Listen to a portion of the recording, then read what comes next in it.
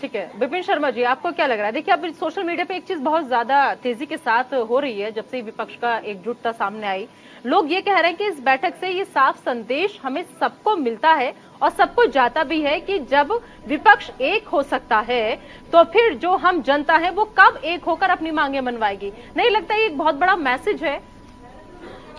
देखिए एक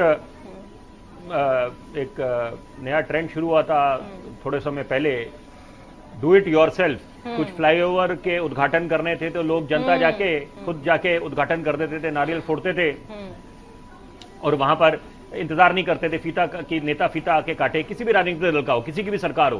तो और फिर वो नोटा का भी एक ऑप्शन कि यहां पर अगर उनको लगता है कि उनके मन मुताबिक नेता नहीं है, कोई भी उनकी उम्मीदों पे खरा नहीं उतरता या उनको ऐसा विश्वास नहीं मिलता कि कोई नेता उनके अधूरे सपने पूरे करेगा, तो वो दिन भी दूर नहीं नोटा वाला। लेकिन फिर बहरहाल मुद्दा क्या है इस समय कि जो एक बात समझनी चाहिए कि लोकसभा के चुनाव के क्या मायने हैं, विधानसभा के क्या मायने हैं, नगर निगम के क्या मायने हैं, ये एक आम आदमी भली भांति समझता है। और मैं बड़े जिम्मेदारी से बोलूंगा, ये नेताओं से ज्यादा भली भांति समझते हैं। दिल्ली का मॉडल ले लीजिए आप, दिल्ली एक अपने आप में बहुत बड़ी केस स्टडी है। वही जनता है, जनता बदली नहीं है दिल्ली की, वही है जनता। लोकसभा के चुनावों में 7 सीटें भाजपा को, विधानसभा के चुनावों में प्रचंड बहुमत आम आदमी पार्टी को, 2 बड़े चुनावों में विधानसभा के।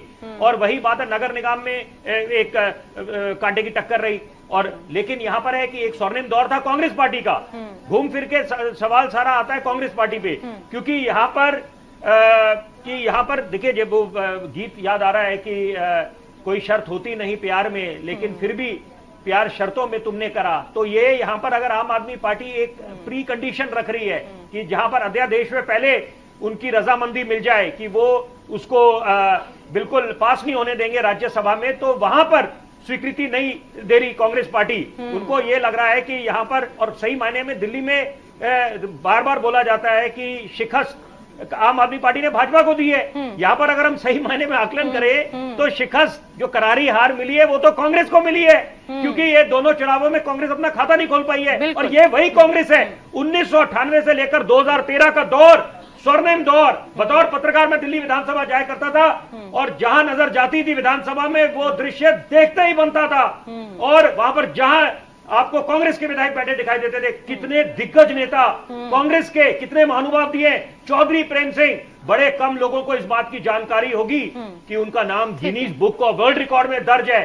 तो यही बात है कि कांग्रेस की भूमिका बड़ी अहम होने वाली है। और ये जो तकरार देखने को मिला पटना बैठक में, तो क्या ये थमेगा? और क्योंकि कांग्रेस की भूमिका बड़ी होगी और कांग्रेस के खुद के नेता वहां पर अच्छे खासे नाराज है आम आदमी पार्टी से, क्योंकि करारी हार जाए या वर्चस्व की बात कहें या उनका वजूद जो खत्म होने की कगार पे आ गया, तो बड़े बड़े नेता में जिनका नाम नहीं लूंगा, वो जनता भली भांति समझ रही है मैं कहां इशारा कर रहा हूं। तो वहां पर तो ये बात है कि लोगों को पता है, एक आम आदमी को पता है कि लोकसभा का चुनाव जो होता है वो प्रधानमंत्री का होता है। जैसे पीछे नारा चला था, मुख्यमंत्री के लिए आंख बंद करके अरविंद केजरीवाल, प्रधानमंत्री के लिए नरेंद्र मोदी। तो यहां पर शीर्ष नेतृत्व कौन करेगा देश का, देश में ही नहीं अंतर्राष्ट्रीय पटल पे? तो ये सवाल है कि प्रधानमंत्री का पहले चयन करे विपक्ष।